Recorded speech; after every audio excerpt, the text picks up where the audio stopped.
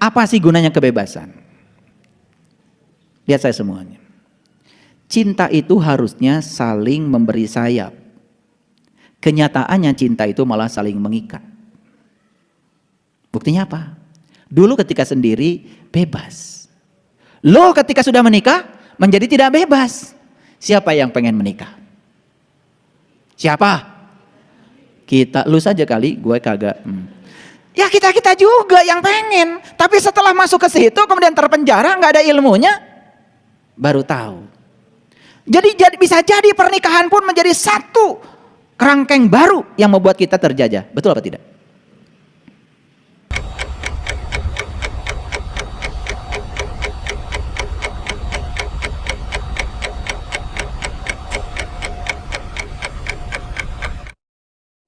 Saya sudah membuktikan. Puluhan tahun saya cari ilmu. Diusir terus. Dan orang yang tidak tahu kalau ditanya malah marah. Gitu. Makanya kalau saya ngaji 120 pesantren, jangan terkecoh oleh saya. Bukan saya hebat. Ngaji 120 pesantren itu waktunya juga cuma 120 hari kok. Jadi sehari satu pesantren. Hebat apaan? Saya tanya ke pesantren ini, saya ingin belajar sholat khusyuk. Ada nggak di pesantren ini? Oh, belum waktunya. Kamu masih kecil. Oh, jadi sholat khusyuk harus nunggu ubanan gitu. Ya udah, saya pergi satu pesantren. Saya datang ke pesantren lain lagi. Saya tanya, gimana caranya supaya nanti kalau saya mati, saya tidak buta? Karena yang saya tahu dari Quran surat Al-Waqiah, saat nyawamu di kerongkongan, saat itu kamu harus melihat. Pertanyaan saya, siapa yang harus saya lihat? Dengan mata mana saya harus melihat? Dan apa yang harus saya lihat? Dan apa jadinya kalau saya tidak bisa melihat? Itu pesantren kedua. Wah, katanya itu ilmu tinggi. Lah, kenapa buka pesantren? Jadi kalau begitu di pesantren ini ilmunya memang tidak sampai ke situ. Ngapain buka? Kalau cuma belajar bahasa Arab, A, I, U, Ba, Bi, Bu, nggak usah buka untuk pesantren. Isinya kalau buka cuman belajar membaca terus buat apa? Pertanyaan yang mendasar bagi kita ini sekarang, kita dijajah oleh kebodohan. Kita ingin keluar dari kebodohan kita sendiri. Betul? Yuk. Jadi alif lam mim artinya apa? Alif lam ra. Hanya Allah yang tahu. Nerima kalian? Wah, kemarin nerima. Setelah dijelaskan begini baru mikir, oh iya ya. Kalau hanya Allah yang tahu, ngapain difirmankan ke kita? Bukankah itu petunjuk buat kita? Betul nggak? Ini saya cuma mengajarkan kritis saja. Karena ciri manusia abad 21 itu 5. 1 kritis, 2 kreatif, 3 kolaboratif, yang 4 komunikatif, yang kelima compassion.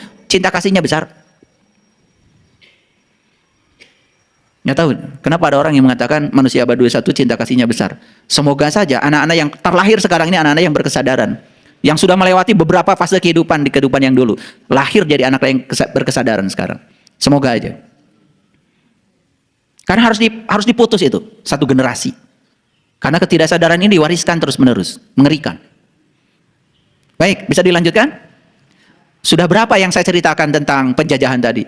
Dijajah oleh orang, tidak pernah jadi diri sendiri, dijajah oleh kebodohan, dijajah oleh pikiran. Banyak gak? Nah, dikit-dikit nanti kebuka semua. Oh, ternyata pulang dari sini bikin daftar penjajah. Yang dijajah itu juga. Oke. Makanya pertanyaannya harus dijawab. Apa saja yang memperbudak kita? Harus dijawab. Nanti selesai kuliah di sini terjawab semuanya. Baik, kita lanjutkan dulu. Para sahabat, terus apa gunanya kebebasan? Masih ingat gak dulu? Lihat saya semuanya. Dulu kan gadis semua kan sebelah sini? Waktu gadis kan pengen nikah. Saya mau nanya jujur nih, setelah nikah pengen apa? Hah? Sendiri pengen bersama. Setelah bersama, nyesel. Enakan sendiri. Itu kan angan-angan saja, karena nggak tahu ilmunya. Sendiri ya tidak belajar menerima perbedaan karena sendiri. Begitu bersama, disaktu kasurkan dengan orang yang berbeda, mulai mikir. Karena nggak ada ilmunya. Saya belajar tentang, saya baca buku judulnya From Sex to Consciousness. super consciousness. From sex to super consciousness. Bahasa Inggris. Jadi cerita tentang mengapa perempuan itu, ya, maaf, lebih kuat keinginan untuk seksnya dibandingkan dengan laki-laki. Gara-gara itu banyak sekali klinik yang menyediakan obat kuat. Betul nggak? Berkah nggak itu? Betul nggak? Coba di mana-mana ada aja. Pokoknya ejakulasi dini, hubungi si A, kan gitu kan? Betul nggak? Lah ya, pokoknya jamu-jamu yang kayak gitu terselubung tapi laku itu. Makanya kalau orang pergi ke sana biasanya pakai masker, pakai peci, pakai jas buat naro. Karena ternyata itu nggak tahu di pesantren mana itu. Lihat saya semuanya. Allah itu coba menciptakan perbandingan kekuatan, mohon maaf, biologis laki-laki dan perempuan menurut riset. Laki-laki itu cuma 2 kali, perempuan itu 10 kali. Maka laki-laki harus mengimbangi 2 kali 5, bukan? Betul nggak? Siapa pencipta itu? Allah. Kenapa laki-laki itu alat kelaminnya tidak sensitif? Mengapa laki-laki itu alat kelaminnya sensitif? Karena laki-laki itu tidak melahirkan. Kenapa perempuan itu tidak sensitif? Karena perempuan itu melahirkan. Kalau sensitif, sakit. Tidak sensitif aja sakit. Hebat tuh Allah tuh. Karena dipakai untuk melahirkan, dibuat seperti itu. Nah sekarang, kenapa kita menjadi sibuk cari obat kuat? Yang dibutuhkan cuma satu. Gimana saling mengenal? Gitu aja kok. Tidak akan ada perceraian kok kalau saling mengenal. Udah nanti saya bicara itu ya secara khusus. Ini masih kemerdekaan ini. Ini ilmu mahal sebetulnya, tapi nyelinap sedikit barusan di kepala saya. Baik, kita lanjutkan dulu. Makanya, ya, seks itu bukan harus menimbulkan kita jadi kecanduan, tapi seks itu harusnya bisa menimbulkan kesadaran. Ini penting nih untuk diketahui. Tetapi saya tidak akan cerita ini. Kalau cerita ini langsung matanya, nanti itu ya, kita bahas tersendiri. Tapi syaratnya nggak boleh ada anak kecil ya. Baik, apa sih gunanya kebebasan?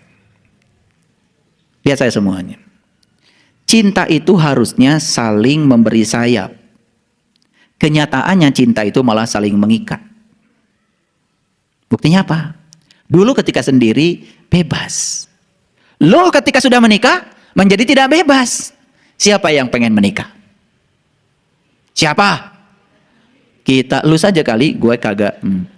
Ya kita juga yang pengen. Tapi setelah masuk ke situ kemudian terpenjara nggak ada ilmunya, baru tahu. Jadi bisa jadi pernikahan pun menjadi satu kerangkeng baru yang membuat kita terjajah. Betul apa tidak? Makanya bagus ya kalau sebelum nikah itu belajar dulu ilmunya supaya tidak saling menjajah. Karena begitu masuk ke situ penjajahan terjadi. Lalu kebebasan menjadi tidak ada lagi. Nah pertanyaannya, untuk apa sih kebebasan? Kebebasan itulah yang akan membawa kita kepada tanggung jawab. Pertanyaannya apa tanggung jawab? Apakah tanggung jawab itu kewajiban? Tanggung jawab tidak sama dengan kewajiban. Ayo lihat saya semuanya. Kenapa kalian sholat? Saya bertanya semua orang yang sholat, jawabannya sama. Apa? Karena sholat adalah kewajiban. Oh, perintah Allah. Yuk kita lihat wajib itu apa definisinya. Wajib itu apa definisinya? Dilaksanakan dapat pahala. Kalau tidak dilaksanakan dapat siksa. Gitu? Jadi Allah saja disifati seperti sifatmu. Gak sopan tuh manusia. Kan yang punya sifat begitu kan kamu. Kalau orang baik sama kamu, kamu baik sama orang. Kalau orang tidak baik sama kamu, kamu dendam sama orang. Yang punya sifat itu kan elu. Mau punya Allah begitu? Mau punya Tuhan begitu? Kalau kita baik pada dia, ngasih pahala. Kalau kita nggak baik sama dia, dia ngasih siksa. Percaya nggak ada Allah yang maha menyiksa? Bukankah Allah itu maha pengasih? Maha penyayang? Tapi karena kita bodoh, di satu sisi kita mengatakan Allah itu Ar-Rahman Ar-Rahim, di sisi lain kita diajarkan begitu, nerima juga. Karena kita dijajah oleh kebodohan kita sendiri. Saya tanya lagi kalau begitu sekarang, semoga berubah jawabannya. Jadi kenapa Anda sholat?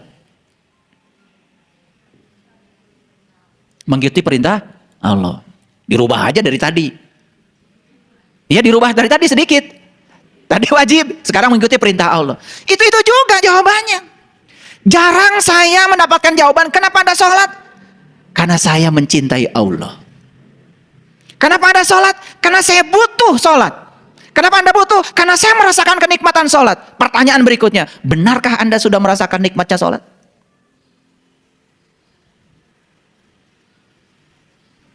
Yuk.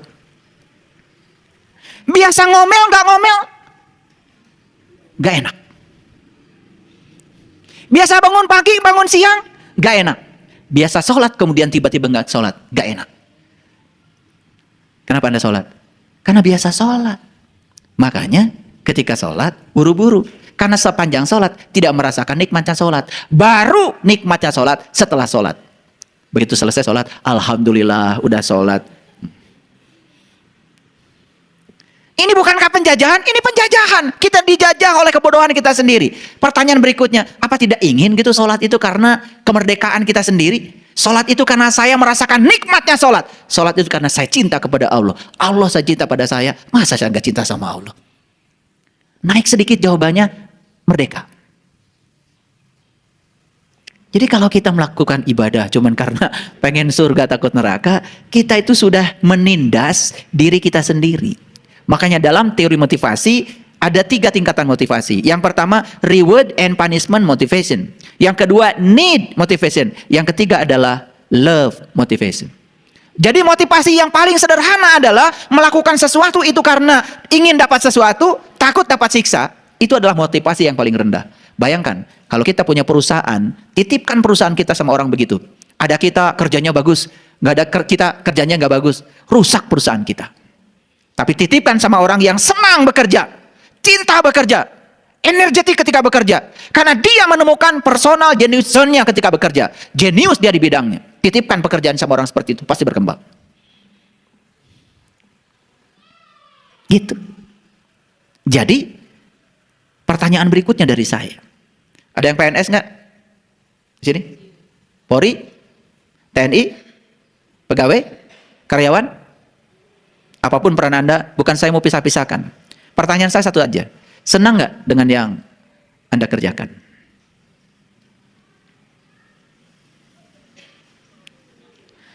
Begitu menghadapi hari Senin, Senin.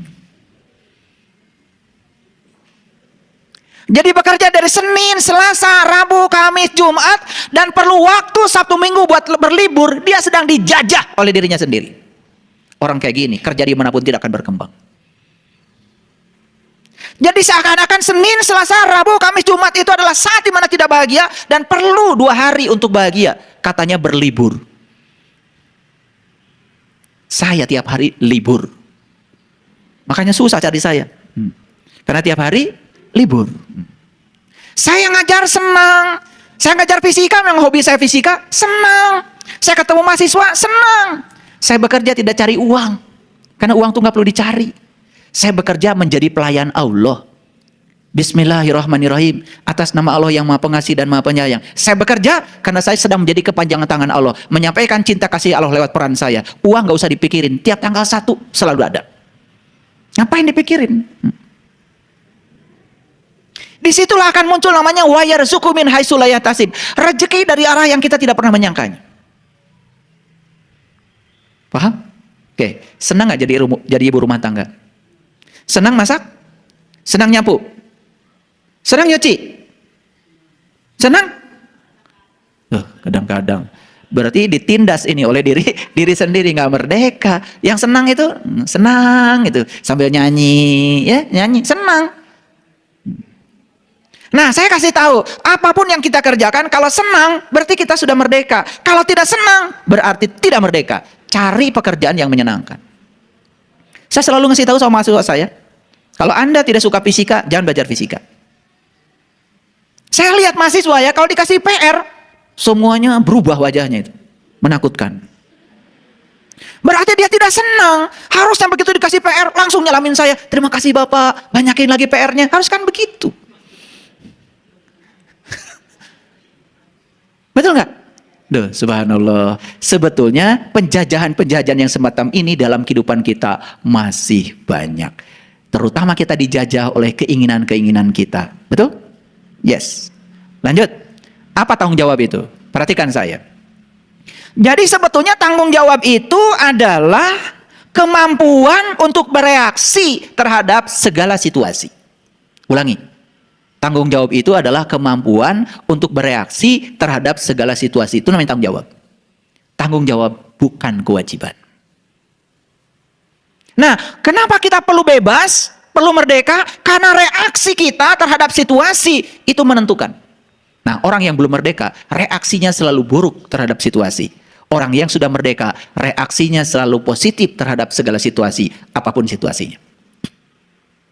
Yuk, sekarang saya tes. Pernah ke pasar? Oke. Lagi hari-hari begini ke pasar? Pernah? Oke. Saat pergi ke pasar, hari panas seperti ini. Tiba-tiba gerimis, bahkan hujan besar. Jujur ya? Jujur ya? Berubah nggak perasaan kita? Jujur, jawab. Ngomel nggak? Pertama berubah perasaan, berikutnya ngomel. Duh, siang-siang gini hujan. Anda tidak merdeka. Karena Anda masih melekat pada keinginan Anda. Anda ingin hari itu panas. Ketika hujan, Anda tidak menerima. Anda tidak punya tanggung jawab. Reaksi Anda terhadap situasi buruk. Jadi, sebetulnya keseharian kita itu bisa dideteksi, bisa dilihat. Orang yang sudah suci pikirannya, orang yang sudah suci jiwanya, bukan orang yang pakai baju kain suci, bukan. Orang yang sudah selesai dengan dirinya sendiri. Apapun yang terjadi, dia selalu tanggung jawab. Jadi tidak pernah reaktif terhadap situasi, justru responsif terhadap segala situasi. Jadi aslinya setiap orang itu kelihatan saat dia berhadapan dengan situasi yang dia tidak ingin. Kalau ketemu orang yang baik sama kita, gimana perasaan kita? Senang. Nah sekarang bertemu dengan orang yang tidak baik sama kita, bagaimana perasaan kita? Jujur, kesal. Betul? Berarti siapa penjajah kita? Keinginan kita. Ingin semua orang seperti yang saya mau. Bukankah itu penjajahan? Dan setiap hari kita dijajah oleh yang seperti itu, lalu tidak pernah keluar dari belenggu penjajahan yang semacam itu. Lalu kita akan menyebut diri kita sudah merdeka?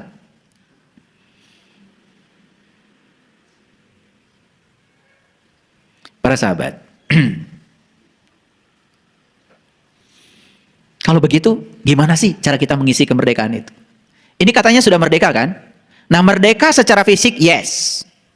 Dan sekarang pekerjaan besar itu kita memerdekakan pada penjajahan yang terjadi pada diri kita masing-masing. Ini yang paling berat. Karena apa? Melawan orang yang di luar, itu tidak lebih sulit daripada melawan orang yang di dalam. Makanya kata Nabi Muhammad, jihad yang paling akbar adalah melawan dirimu sendiri. Jadi sekalipun orang tua kita sudah menumpahkan darah dan keringat untuk merebut kemerdekaan fisik ini, tetapi ada jihad yang lebih besar lagi setelah itu, adalah melawan seluruh episode penjajahan yang dibangun oleh kita sendiri. Baik, sekarang saya ingin bicara. Jadi, apakah hidup kita hari ini sudah tanpa penindasan? Apakah hidup kita hari ini dengan kegembiraan? Apakah hidup kita hari ini sudah dengan nyanyian? Apakah hidup kita hari ini sudah dengan tarian? Maaf ya, mungkin pernah ada yang ngajarin sama kita, dengarkan musik itu haram. Pernah dengar itu? Dilakukan? Coba pikirkan sederhana, lihat saya semuanya. Yang dengerin musik itu siapa? Nih, telinga. Nih telinga. Kenapa telinga bisa mendengar? Jawab dulu, kenapa telinga bisa mendengar? Karena ada ruh, pinter. Karena ada nafas. Karena ada nafas, telinga kita bisa mendengar. Kalau nggak bernapas telinga kita tidak bisa mendengar. Orang mati punya telinga nggak bisa dengar, udah nggak ada bernapas. Jadi kenapa bisa mendengar? Jawabannya apa? Yes, karena bernafas. Siapakah nafas itu? Kan Allah jelaskan, Allahu la ilaha illa huwal hayyul qayyum la ta'khudhuhu sinatun wa la naum. Aku berdiri tegak, mengurus, mengatur dirimu, bahkan tidak pernah meninggalkan kamu. Bahkan saat kamu tidur, aku nggak pernah tidur. Saat kamu ngantuk, aku nggak pernah ngantuk. La ta'khudhuhu sinatun wa la naum. Aku nggak pernah tidur, aku nggak pernah ngantuk. Cek pada diri kita sekarang. Saat kita tidur, mata tidur, telinga tidur, mulut tidur, pikiran tidur, seluruh organ tubuh kita tidur. Satu-satu yang nggak tidur adalah nafas kita. Nggak usah jauh-jauh cari Allah, nggak usah jauh-jauh, Allah bersamamu. Wujud kehadirannya adalah nafas. Yuk, gara-gara kita bernapas, telinga kita bisa mendengar. Saya tanya sekarang, mendengarkan musik itu menyenangkan atau menyedihkan? Menyenangkan bukan? Apa tidak boleh telinga ini mendengarkan sesuatu yang menyenangkan?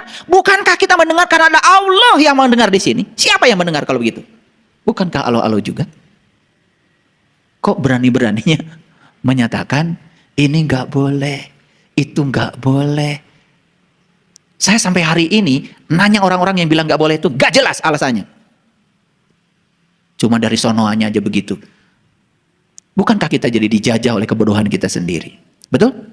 Padahal mendengarkan musik sudah terbukti bisa menimbulkan endorfin, dopamin, serotonin, oksitoksin, semua zat cinta, zat kebahagiaan, ya, untuk menghilangkan rasa nyeri dalam tubuh. Itu dengar musik itu bisa. Musik itu bisa menjadi healing dan itu luar biasa. Inilah karena kita dijajah oleh kebodohan kita sendiri dan tidak mengizinkan daya kritis kita untuk berpikir. Akibatnya apa? Seperti itu yang terjadi. Kita dijajah oleh belenggu yang melekat dalam diri kita sendiri. Baik, ya. Kalau begitu, apakah selama hidup kita masih menindas diri kita sendiri? Apakah kita sudah bebas dari penindasan selama hidup? Yuk sekarang, sumber-sumber penindasan semua adalah ciptaan pikiran kita sendiri. Kita buktikan. Saya ingin suami saya begini, begini, begini, begini. Ternyata suami saya begitu. Saya tanya, nerima atau menolak? Jujur, sebelah sini, nerima apa menolak? Menolak kan? Bukankah itu adalah penindasan? Pada siapa? Karena ketika kita menolak, menderita nggak kita? Ketika kita menolak, kita pusing nggak? Ketika kita menolak, sedih nggak kita? Ketika kita menolak, marah nggak kita? Marah, sedih, dan lain-lain akibat penolakan. Saat kita menolak, sebetulnya kita sedang melakukan penindasan pada diri kita sendiri. Siapa yang menindas? Keinginan kita. Karena ingin suami saya begini, begini, begini. Ketika suami saya begitu, tidak menerimanya. Sekarang saya tanya, gimana caranya membebaskan diri dari penindasan itu? Gimana caranya? Terima. Sesederhana itu kok. Dari menolak diganti menjadi menerima. Saat itu kita akan menemukan kemerdekaan diri. Dan pastikan pada diri kita, bahagia adalah pusatnya pada diri saya. Bahagia tidak boleh dibawa siapapun. Bahagia tidak boleh bergantung pada siapapun. Ini pelajaran-pelajaran yang sangat luhur yang diajarkan semua tradisi agama yang selama ini tidak mewujud dalam kehidupan kita sehari-hari. Pernah nggak ibu bapak, mohon maaf, sholat duhur itu jam 3, pernah? Pernah. Jam 3:4 itu ada azan sholat asar. Apa komentarnya? Duh, baru aja duhur sudah asar lagi. Bahagia nggak kedatangan waktu asar? Gak bahagia. Penindasan itu. Penindasan bukan? Penindasan. Kenapa tertindas? Apakah Allah menindas kita dengan mewajibkan sholat? Atau kita tidak tahu ilmunya sholat? Karena kita tidak rindu pada sholat, belum merasakan nikmatnya sholat. Begitu ada datang waktunya sholat, kita menjadi enggan. Bukankah itu penindasan? So, kalau saya uraikan, satu kata penindasan ini jadi banyak. Pertanyaan berikutnya, apakah hidup kita sudah penuh dengan kegembiraan? Tahu artinya gembira? Ya kalau nggak tahu jangan jawab. Gembira, ya, bahagia, bahasa lainnya, itu tidak sama dengan senang. Senang itu mendapat, sedangkan bahagia itu justru melepas. Bahagia itu adalah kondisi pikiran yang sudah tenang ketika mendapatkan yang diinginkan dengan yang tidak diinginkan. Itu namanya bahagia. Bahagia itu nggak meluap-luap, tidak begitu. Yang kita selama ini sebut bahagia itu sebetulnya senang. Punya rumah baru, senang. Punya duit banyak, senang. Sehat, senang. Nah, semua yang kita dapat menimbulkan senang, itu bukan bahagia. Bahagia nggak ada kaitannya dengan senang. Bahkan senang itu biasanya meluap-luap. Dong, turun lagi. Deng, gitu. Senang dengan sedih itu seperti itu, meluap-luap. Sedangkan bahagia itu adalah tentramnya batin saat mendapatkan yang diinginkan, saat mendapat yang tidak diinginkan dengan cara yang sama. Sudah begitu belum?